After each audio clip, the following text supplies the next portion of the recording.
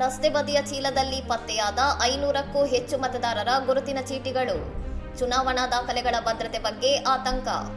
ಹೈದರಾಬಾದ್ನ ಪಹಾಡಿ ಶರೀಫ್ ಪೊಲೀಸ್ ಠಾಣಾ ವ್ಯಾಪ್ತಿಯ ಜಲಪಲ್ಲಿ ಅರಣ್ಯ ಉದ್ಯಾನದ ಬಳಿ ಚೀಲವೊಂದರಲ್ಲಿ 500ಕ್ಕೂ ಹೆಚ್ಚು ಮತದಾರರ ಗುರುತಿನ ಚೀಟಿಗಳು ಅನಾಥವಾಗಿ ಪತ್ತೆಯಾಗಿವೆ.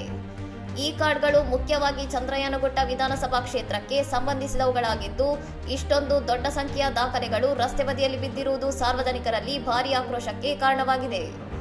ರಾಜ್ಯದಲ್ಲಿ ವಿಶೇಷ ಮತದಾರರ ಪಟ್ಟಿ ಪರಿಷ್ಕರಣೆ ಪ್ರಕ್ರಿಯೆ ನಡೆಯುತ್ತಿರುವಾಗಲೇ ಈ ಘಟನೆ ನಡೆದಿರುವುದು ಚುನಾವಣಾ ದಾಖಲೆಗಳ ನಿರ್ವಹಣೆ ಮತ್ತು ವಿತರಣೆಯಲ್ಲಿನ ಗಂಭೀರ ಲೋಪಗಳನ್ನು ಎತ್ತಿ ತೋರಿಸಿದೆ.